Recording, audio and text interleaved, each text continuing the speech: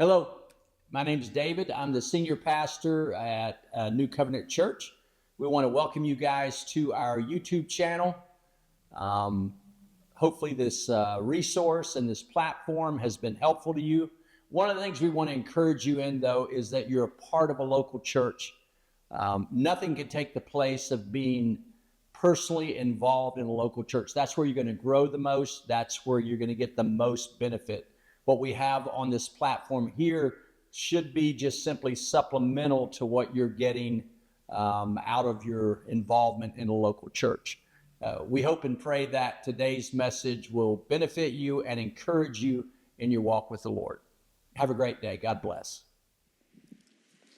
Good morning, New Covenant Church. So if you have a Bible, you can turn to Luke chapter 16. Luke, chapter 16. Going to be in a parable. If I get my throat cleared, in just a moment. Okay.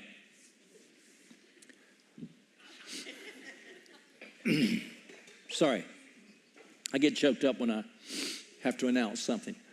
So, before we jump into today, wanted to announce something that we've announced for a few weeks now, but to kind of add a little bit to it. The Men's Burger Fest is coming up this Friday night, and the way we've got that set up is when you go online, you can go to our website, ncgreenwood.org, and there are, once you click on that graphic, you can register. But what you'll need to do is pick the kind of burger that you want. There are 3 that are sure to not be healthy in the least. We are going to pray over it, so that should help. And they're really wild kind of burgers, and then I think you can build your own. The reason we do that is because when you're serving as many guys as we serve that night, we want the guys to be able to eat together.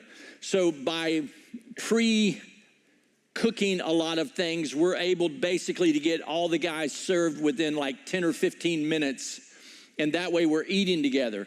We'll have a guest speaker that night. I'm excited about it because it's actually a high school buddy of mine.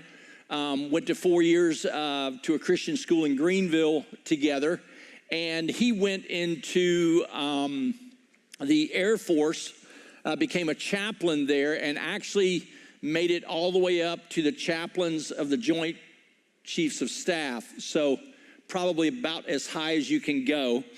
So he'll be our guest speaker for the night. We're excited to hear from him. So if you haven't registered for that, I'd encourage you to do it. Great way to meet some other guys and gain a few pounds in the process. So be there for that if you can. Make a note of it and join us Friday night at 6:30. Also, my wife, who was up here earlier doing announcements, she had mentioned about the 3 services. So those will be on Easter. Those will be 8:30, 10, and is it 10? 11:30, yeah. Those will be identical services, and so we're excited about that. In the past, we've offered 2 regular services on Easter and then a kind of a stripped down service at 8 o'clock, and we just felt like this year we wanted to offer 3 identical services so that nobody misses out on anything. And continue to be in prayer about somebody that you can invite, especially if you know someone that does not know Christ, is not a follower of Christ, maybe somebody you've talked to before. Research shows that most people, if asked, will attend. So bring them with you, and we're praying that God will add to his family on Easter and use our church to do that, as well as the churches in this area and in the state and in our country, because Easter and I think Christmas are 2 of the times where people will attend church that they when they normally don't. So be praying about not only who you should ask, but that God would also work in their heart and give them open ears to hear what would be said that morning. So I have never done a full series on, or the way that we're doing it now in terms of finances, and wasn't sure that people would continue showing up. So glad that you're here. In recap, we've been talking about how we view money. And then the second week, that was the first week. Second week was how we get money. And then today is how we handle money. Now, I know that some of you might be thinking, why money? Why not talk about something spiritual? Well, because, like I said in the first week, there's between 23 and 2,500 verses in the Bible that mention money. There's 271 that actually talk about what we do with money. Also, Jesus talked more about money, and especially in Luke, right before the passage we're going to read today, right after the passage. It deals with it in some way. Jesus in his earthly ministry talked more about money than he did heaven and hell combined, which is pretty significant. On top of that, you and I deal with money every day, whether we're trying to earn it, and even as we earn it, we're spending it, we're dealing with it. It has a big, huge impact on our life. So it would make sense to me, and somebody say, well, that's not spiritual. Well, the Bible says where your treasure is, there your heart is.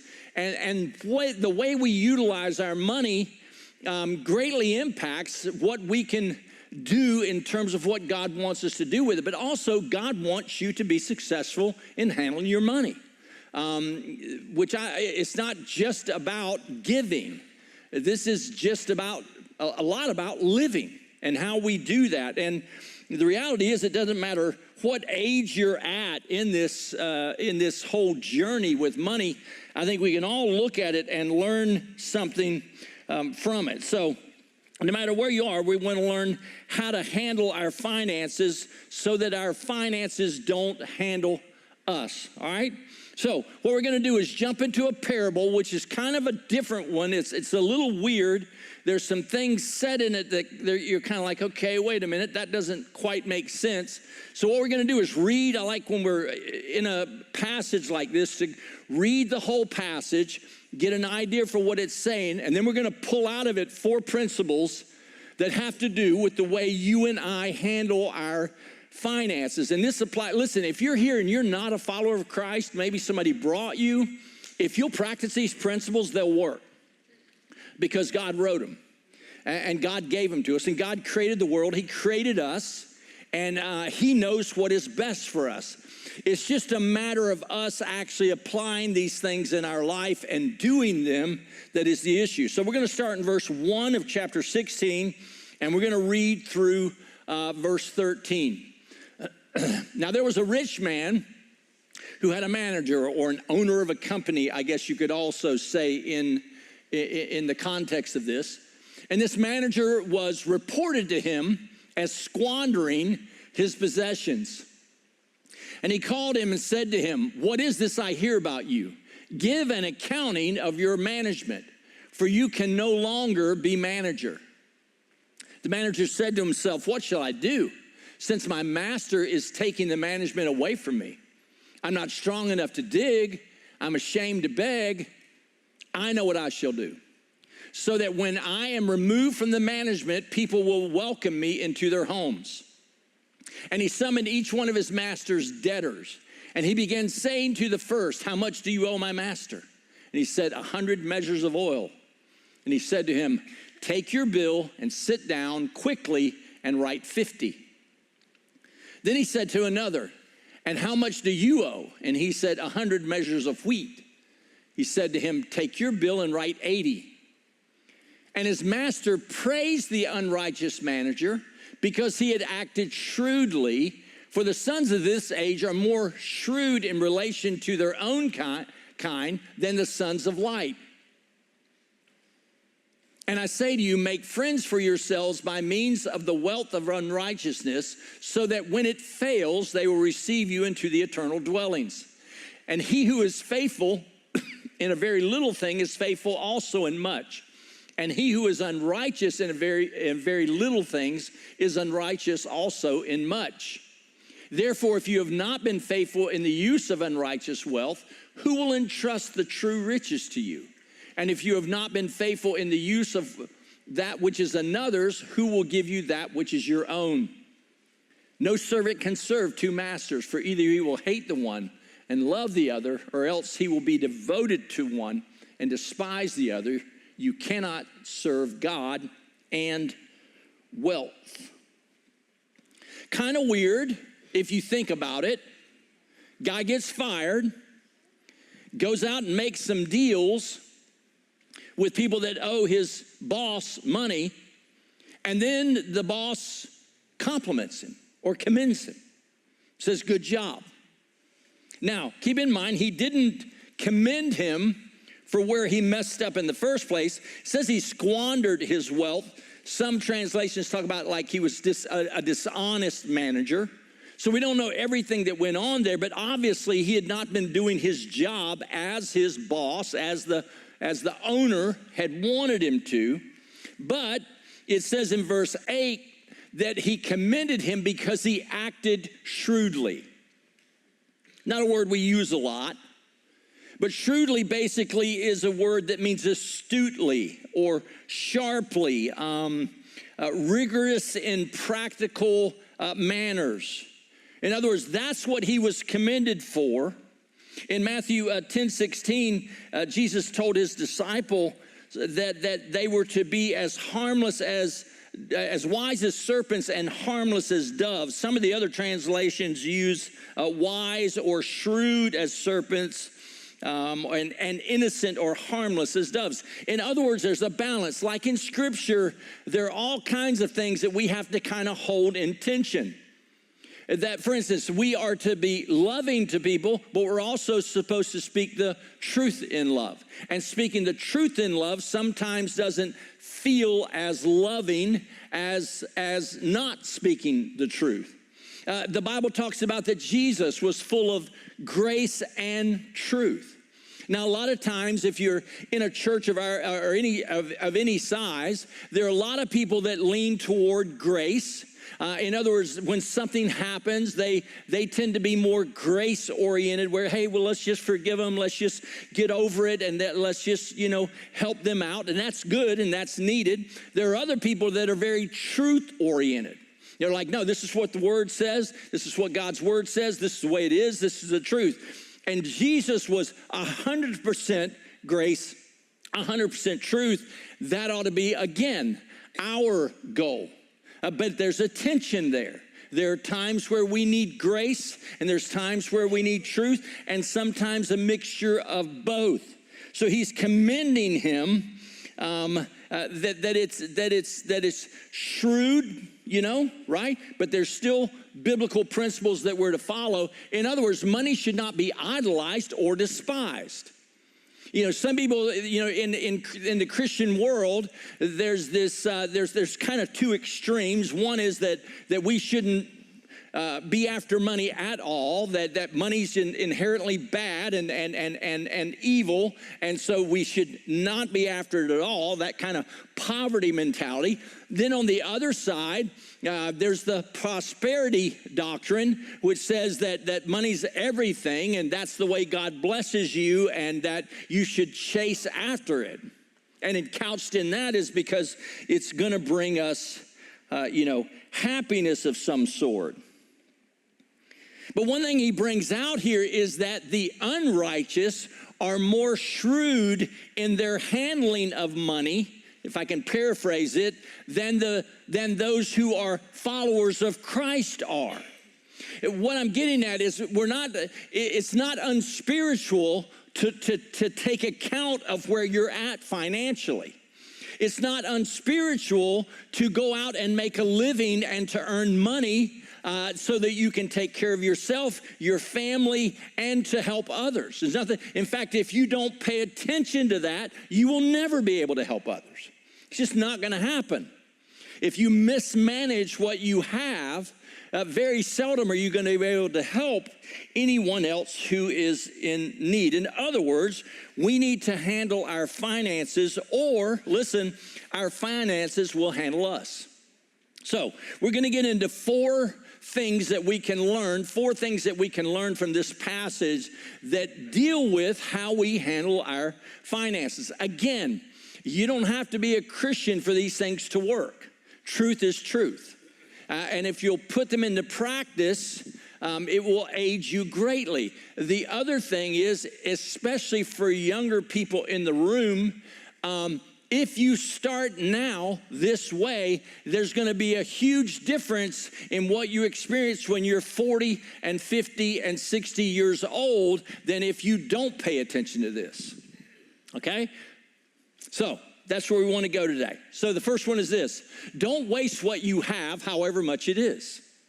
Don't waste what you have, no matter what it is. The owner gets word that the manager is blowing it, that maybe he was robbing him, maybe he was dishonest, or he was overcharging the people. In other words, if they owed 50, he was charging them 70, and he was keeping the surplus. We don't know exactly what's going on, but he had to fix that. So he's fired, and then he says, "What will I do?" The problem is a lot of times we can look so far ahead, or we can be looking only at now. In other words, don't discount where you're at now. Don't waste it now. You might say, well, I'm in school and my parents give me a little money. I'm not able to work a lot. My school load's pretty heavy or whatever.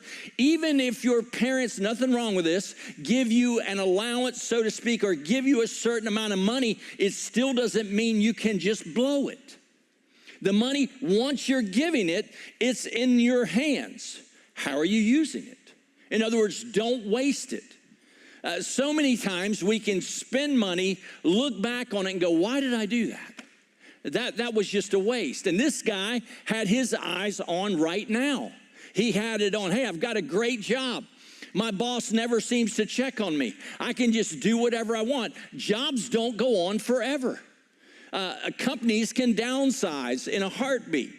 What you once had, you won't have, or there's a chance you could not have it. In other words, it can be taken away from you. Well, that's kind of scary. That's reality. That's why we don't waste. No matter where you're at, you need to know what you're spending. We're going to have some resources available at the end of this series where there's, for instance, Dave Ramsey, they have this app where you can go every dollar.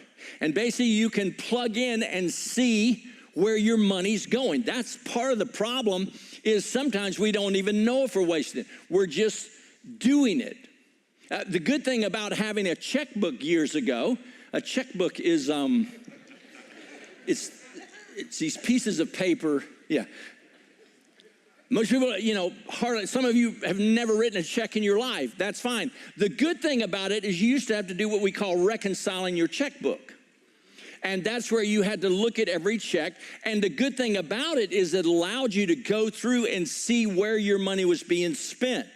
Because of the way we live now, just putting that card out there is a lot less painful than pulling cash out. It takes less time. It's just way more convenient. The problem with it, though, is we can be wasting money, not being careful with the money. So no matter where you're at, listen, if you're not careful now, you're not going to be careful when you land the job out of school. If you're not careful then, you're not going to be careful when your kids are there, and you're going to be constantly behind the 8 ball. The reason a lot of people get in trouble is they're wasting money. They're making a decision here, a decision there, and a decision there. And then when something breaks, when something has to be replaced, when there's a problem, they don't have the money because they've been making all of these little mistakes all along the way. Now they don't have it. Isn't this good? Aren't you glad you're here?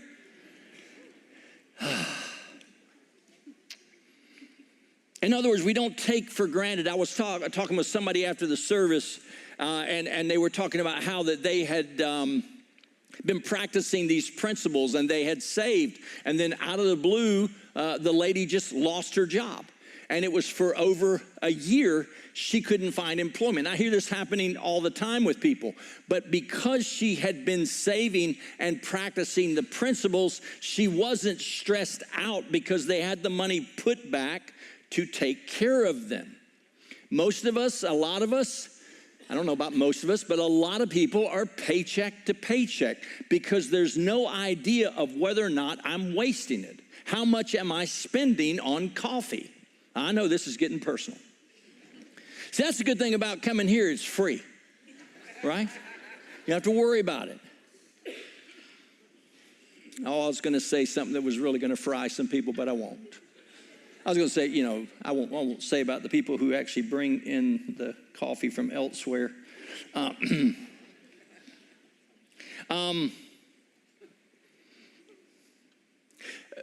of the things that I'm going to mention several times through this is there's a principle that needs to transcend not just finances, but really in finances. It's called delayed gratification. The problem is there's so many things out there that we look at that we want to have, that we, you know, if you go to Amazon or whatever, or stores, or there are always things out there that we would like, and we can justify it, and we can say how much better our life would be if we had this, and we're unwilling then to not do it because we want it. Delayed gratification is when we say, I'd like to have that, but right now isn't the time. You know, when you're fresh out of school and you've got school debt and everything else, buying a brand new car, regardless of whether or not you've got a great job, might not be the best thing to do. That's called delayed gratification. Down the road, Kim and I, we drove beaters. A beater is a car that is not impressive, except for the fact that it gets you from one point to another. I actually had a car in college. It was a Galaxy 500, a 67. Yes, women. Yeah, you drive a Galaxy up. It was a $300 car. Should tell you a lot. The whole back end was smashed up. That's why it was $300. Cars weren't that cheap back there. I just found one that the whole back end was smashed. I mean, literally smashed. You know, the taillights still work though. But I had to carry 3 gallons of water in my car because the engine would overheat. I was actually coming back from Edgefield one night. Smoke's coming out everywhere. I raised the hood of the car, and literally there were parts of the motor glowing red. I'm not kidding you. I'm not kidding. A little water cured it though, right? But we couldn't afford the cars that other people drove. And so we decided we wouldn't. And you know, I don't know if my wife's in here or not. You in here, hon? Kim? Okay, I'll tell it. So one good thing about that is every car we have, my wife liked to put her own mark on it. All around it. And when you drive a beater, you don't care, you know? It's just one more dent. It's just one more scrape. So it was okay. But we had to discipline ourselves that we wouldn't, and listen, we wouldn't take the trips other people took. We could have if we went into debt, but we weren't going to drive the same cars. We weren't going to go out to eat as often. How many my age can remember where there used to be, and I hate this for you younger people, but there used to be like Ryan's. If you heard of Ryan's, you know, never mind. But yeah, the reason we went there is kids ate free. And Shoney's, Ryan's and Shoney's, predominantly where we ate. Not because the food was that great. It was just because our kids ate free. And so we did what we had to do. We didn't go out to the nice restaurants. You see what I'm saying? There's delayed gratification. How do you say it in your language? Here's what I'm getting at, and this is what a lot of people, what you need to get where you're going is to utilize what you have right now. See, a lot of people think I need the better job to get where I want to go. I need more income to get where I need to go. I need a better schedule or whatever it is, and we're not willing to listen. God's given you what you have right now. Your job is to utilize it and use it in such a way that it helps you get where you're wanting to get. The other question would be is, do you know where you're wanting to get? I mean, if you have a spouse, you ought to be talking about what do we want to do? Where do we want to go with our finances? What's our plan? What are we doing? How are we going to get there? In fact, I mentioned this last week, but if you're engaged, you need to start talking about that now. Not later. Well, we don't make that much money. Right, but if you utilize the money that you're making now in the right way, it will help you get there. But if you don't, you're going to be starting over at every stage. I said this before. You know, the young boy came to his dad. Is $200,000 a lot of money? And the dad says, yes, until you earn it. The problem is with every raise, we increase our lifestyle. Have you ever gotten a raise and you realized after you got it, it was like, where'd it go? There's no difference. Because usually we knew that money was coming, so we spent accordingly.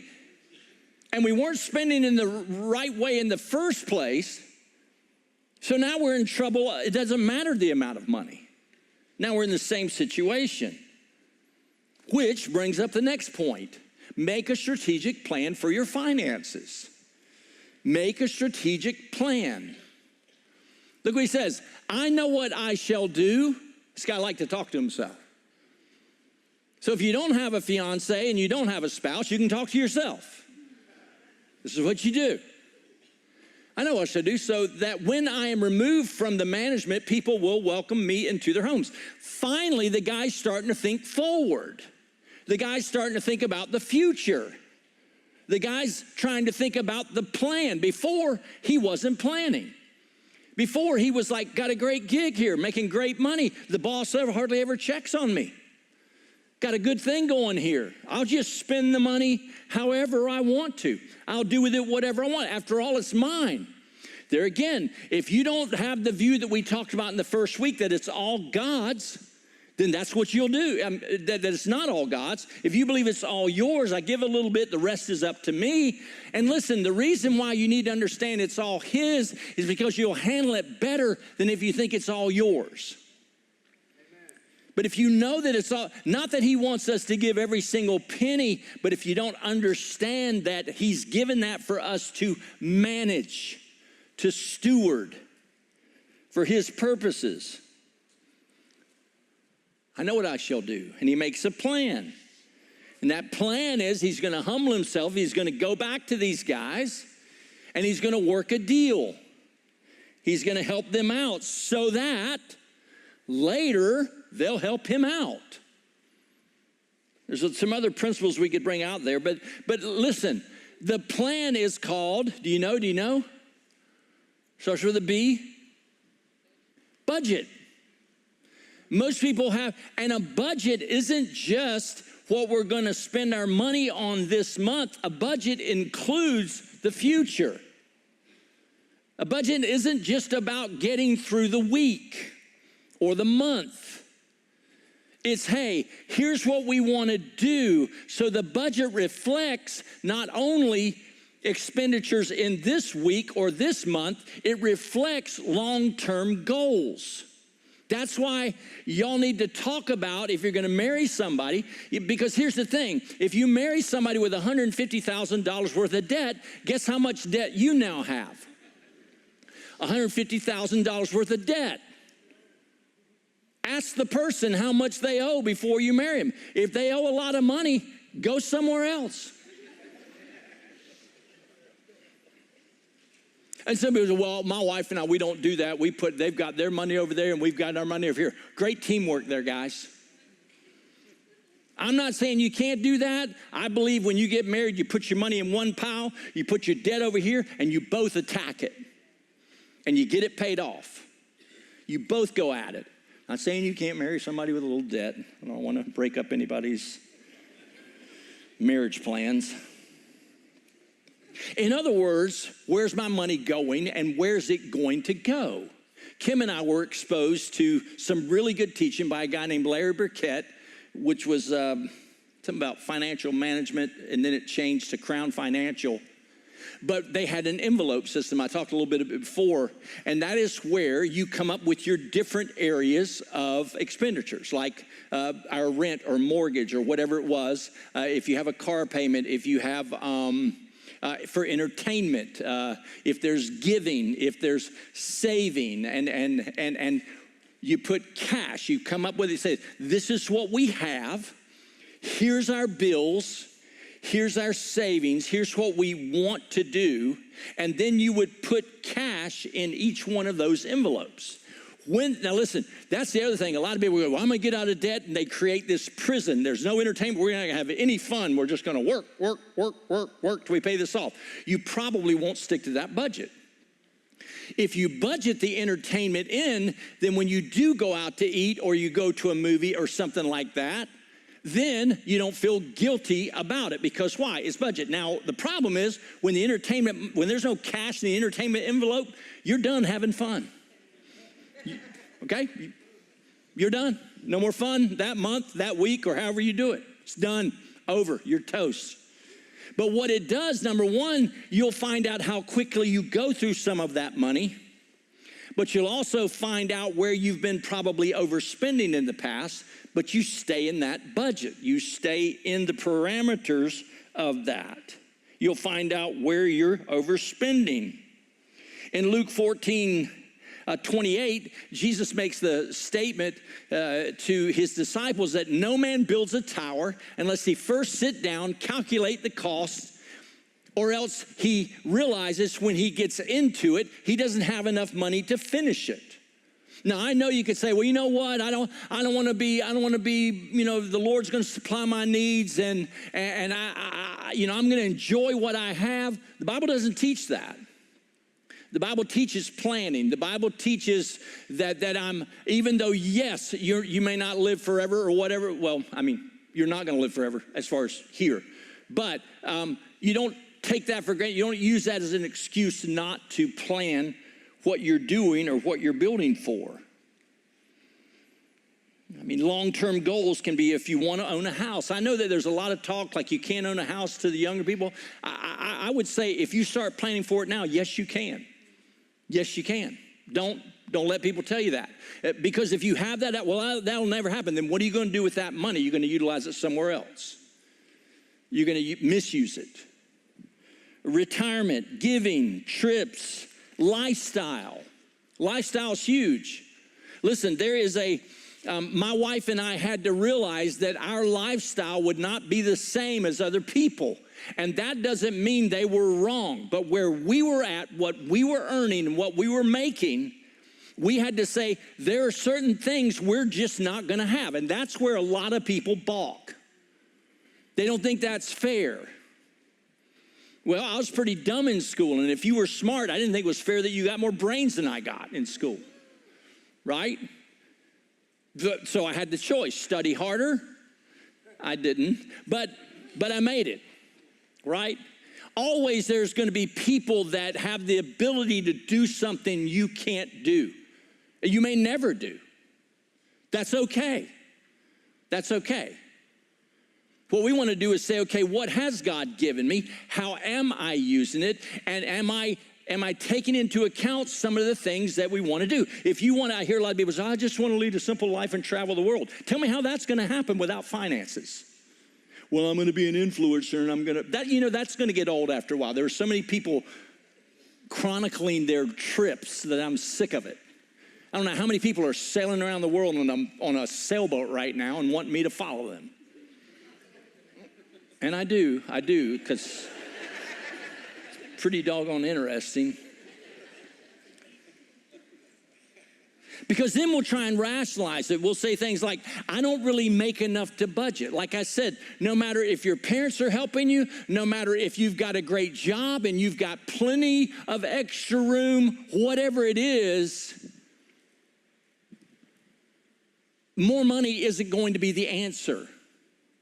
If we're not handling, that's where in this passage it said, you got to know how to handle a little before you can handle more. We'll say, I'm not going to live like that. I'm not going to, I've got a credit card and I've got this and I can borrow that. And then have you ever noticed now with everything that you buy on Amazon or some of these other places, they give you the option of paying over time. That's because they like you and they want to help you. They want you to have everything you want. That's why subscriptions are so big.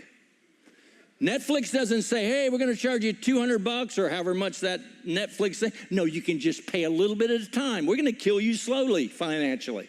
We won't kill you right off the bat. We're just going to let you die a slow financial death. And we buy it, don't we? Literally. That's why they're so popular. It's not because they're trying to make it easier on you.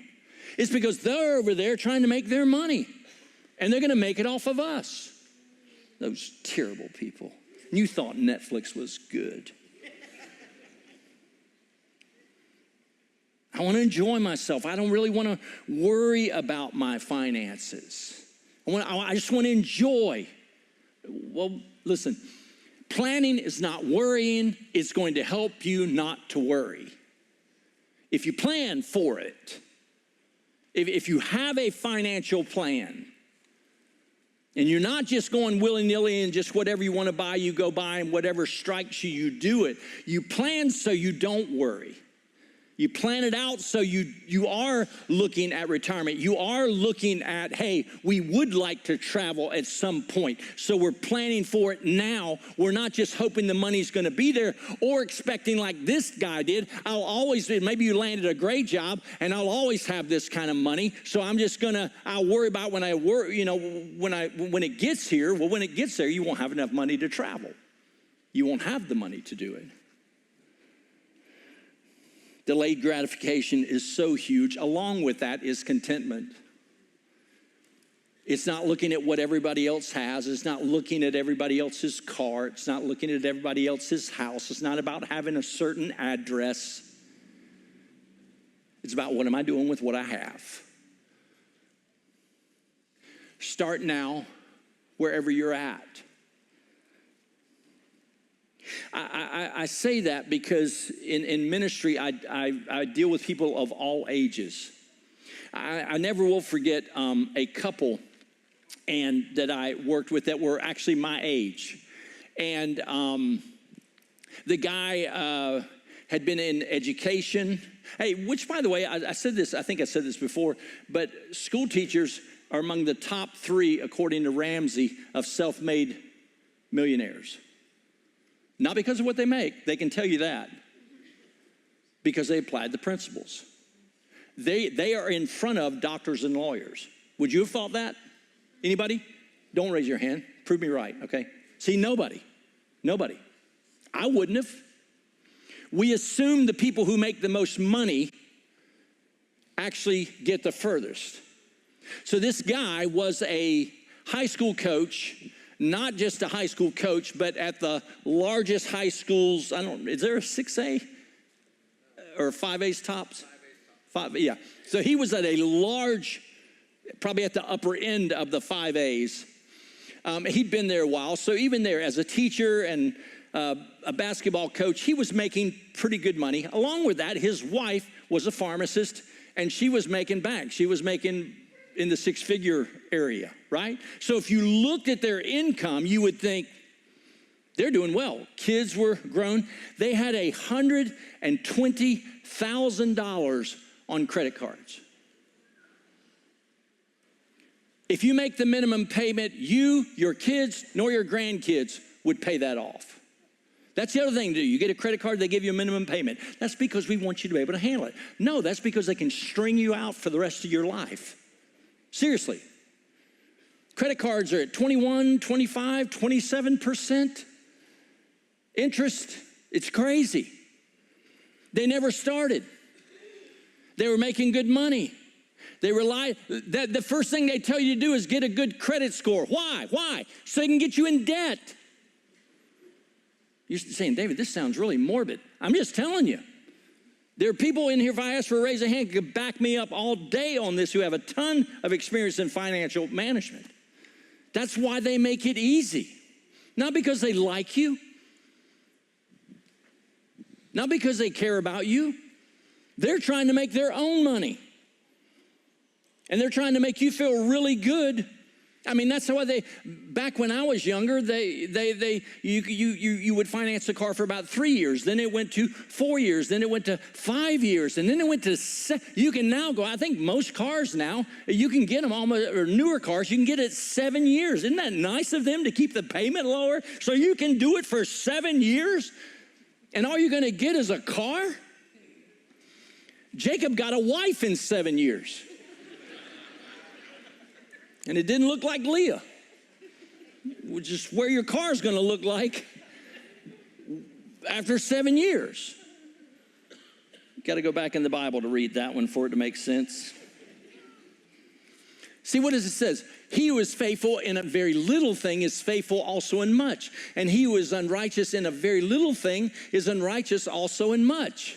Therefore, if you've not been faithful in the use of unrighteous wealth, who will entrust you to the true riches to you? And if you have not been faithful in the use of that which is another's, who will give you that which is your own? This principle is so important that it can disqualify you from being in ministry if you can't handle your finances.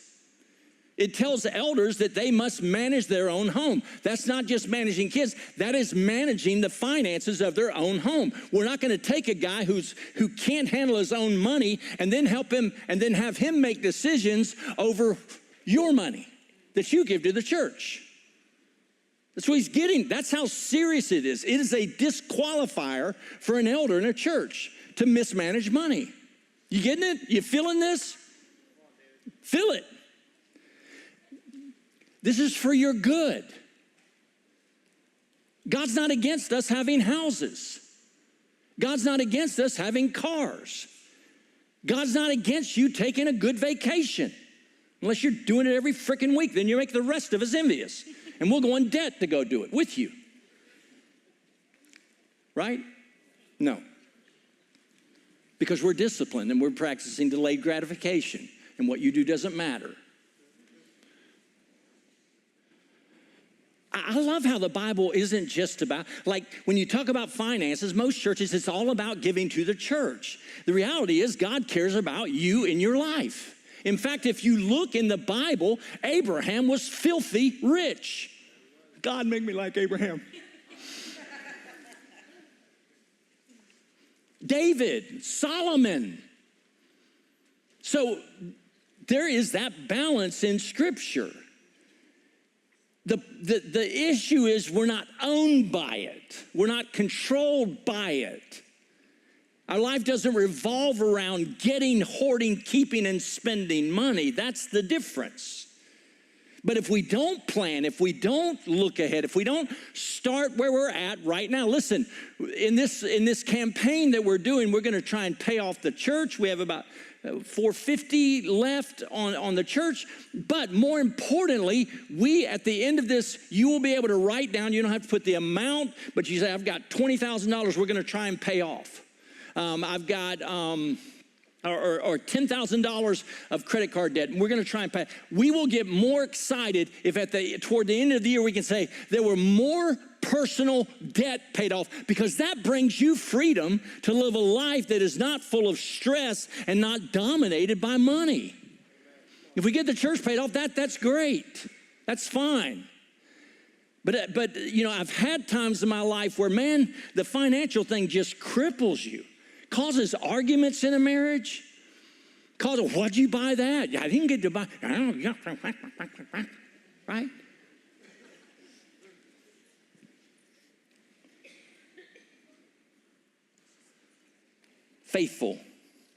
Faithfulness in the little. You start where you're at now. You say, well, man, we're so far in debt. We'll start now. It's not going to get any better. You say, I don't know how we'll do it. Get another job. And the room fell deathly silent.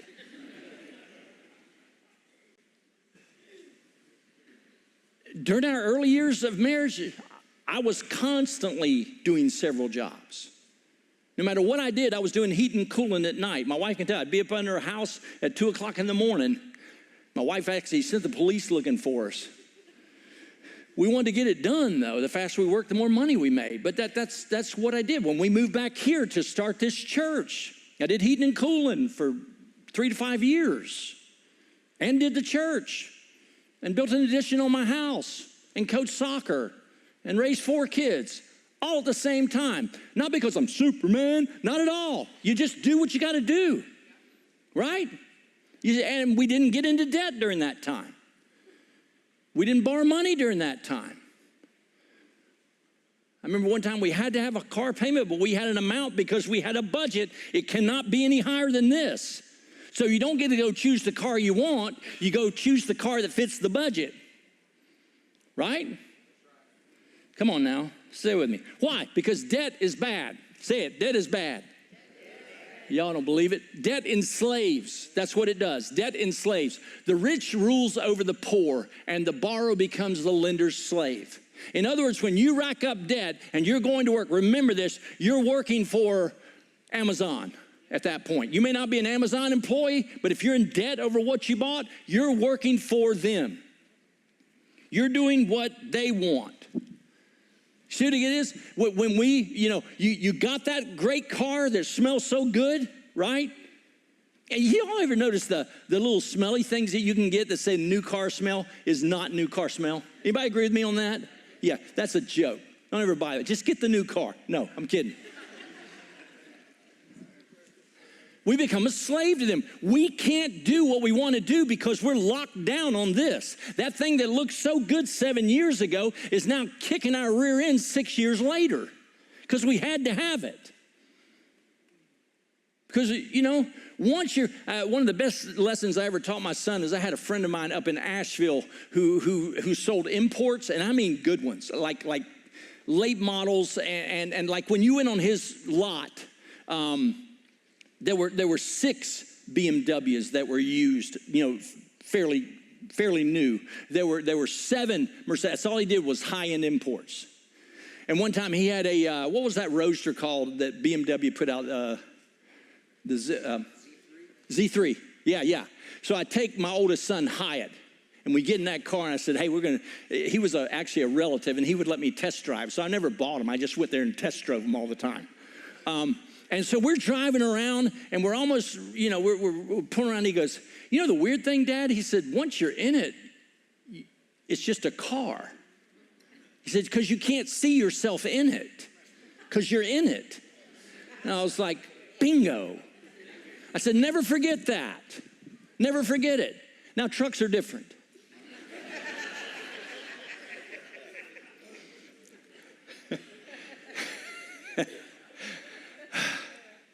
I don't care if you see me in it. I'm in it. Debt is costly. Why? Because you're paying interest. Paying interest. Do you realize that to make an extra house payment, listen, young people, listen, if you're able to buy a house the way you make an extra payment, because if your payment is $400, people think, well, to make an extra payment, I have to pay $400. No, you don't. Look at the amortization schedule. If you don't know what that is, go to your bank or go to AI, tell them what it is, tell them to amortize out if it's 30 years or whatever. Okay, you'll find out that most loans are front-end loaded. The bank's going to get their interest in the first 5 to 10 years.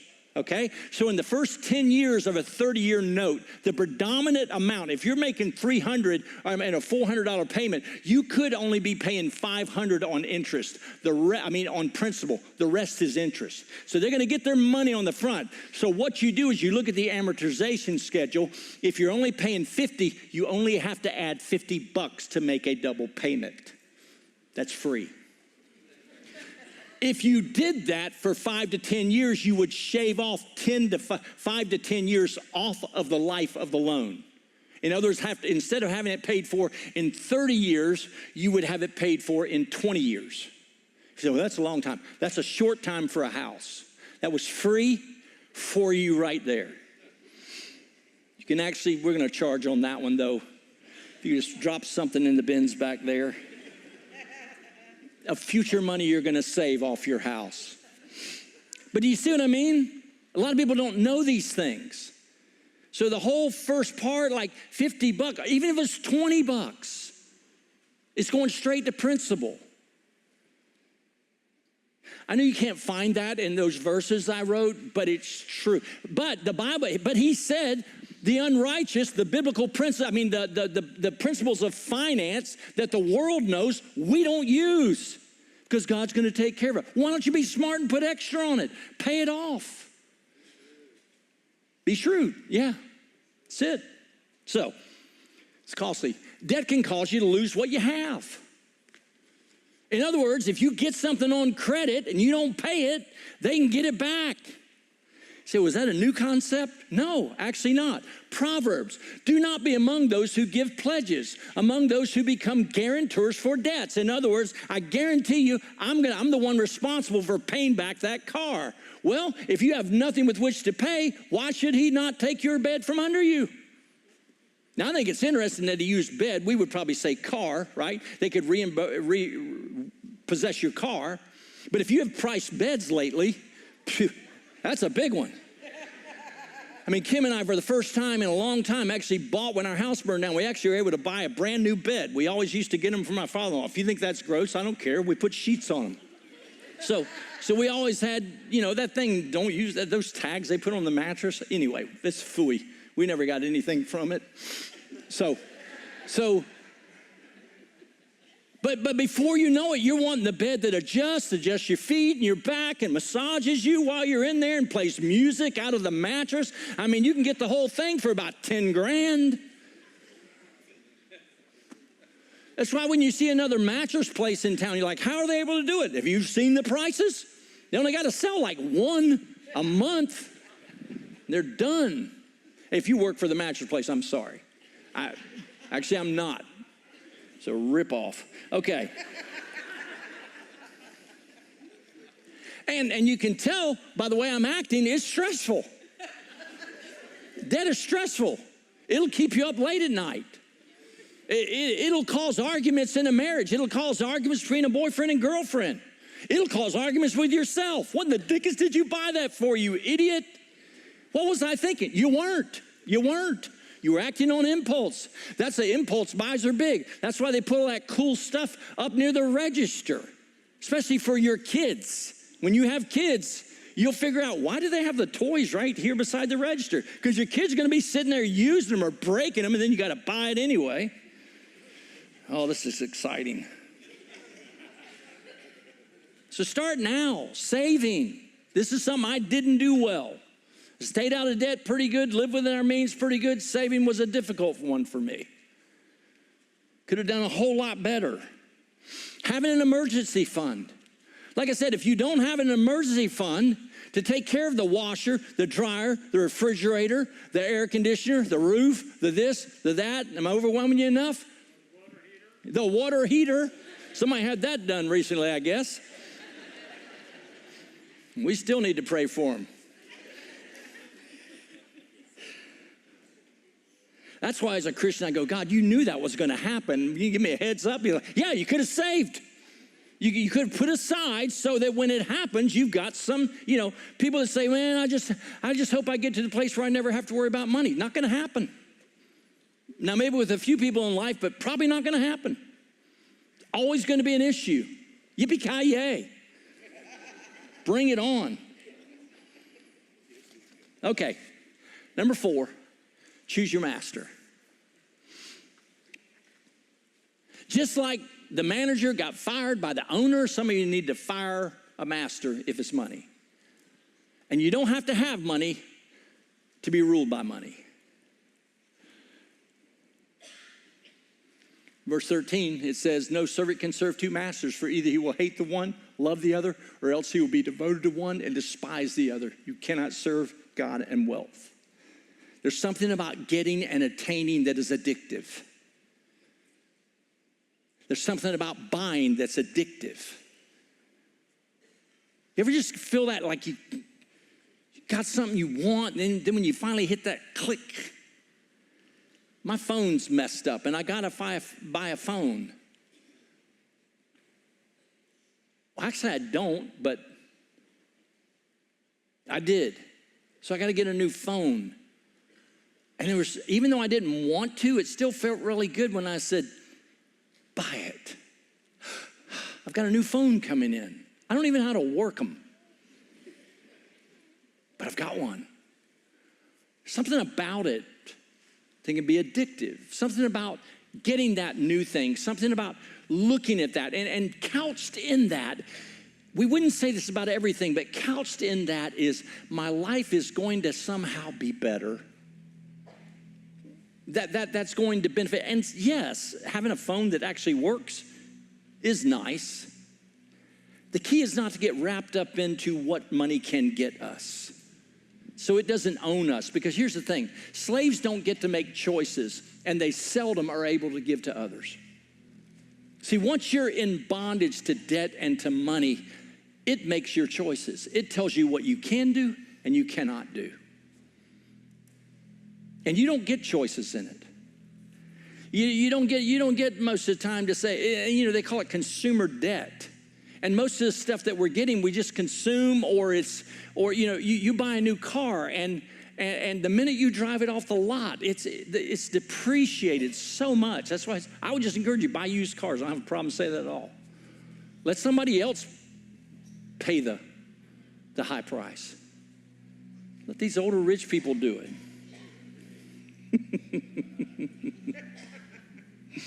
I would tell you that most of them that are well off don't do it because they learned. You're just buying something that's going to depreciate in value, and you'll get nothing from it once you're done with it. And you'll have to have something else to replace it. So what it's going to take is discipline.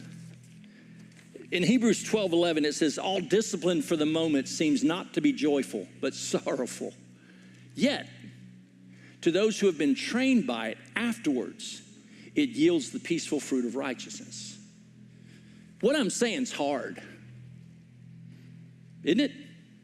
To be disciplined, to plan. You have to believe that what he says is worth it, though. That in the long run, it'll pay you huge dividends. But isn't it that way in our spiritual life? Am I going to take the time to invest in reading the Bible? Do I believe that pays dividends now, but also in the future? Am I going to do the things that the Bible tells me to do because I know that if I am diligent and I'm faithful in them, then there's a different, better life awaiting me, both in this world and the world to come. So this isn't just about finances. This gets back to this whole parable shows that we are stewards. We're managers. If we view it that way, then we'll take these steps to make sure that we're handling our finances in a godly manner so that, and that's one thing I love. I love the fact that Kim and I can not only give to the church, but give to missions and give to other things because we didn't eat our life up with debt. Because we can help. We don't even have to think about it. Well, certain amounts we would have to think about, yeah. I mean, $20 and we got to pray. Choose your master. You can start at any point, no matter where you're at. Who's gonna rule your life? God's principles or money? Let's be people that let God speak into an area that we typically want to hold for our own and honor him. Let's stand as we close in prayer. Father, I thank you, Lord, for this day. I thank you for your love. I thank you for your word that's practical. It's not just about having money to give to the church. It is about operating in such a way that our lives are not dictated by debt and by a master that doesn't have our best interests at heart. Help us, God, no matter where we're at, to turn our finances over to you and trust that if we follow you, our lives will be blessed as a result. Thank you in Jesus' name.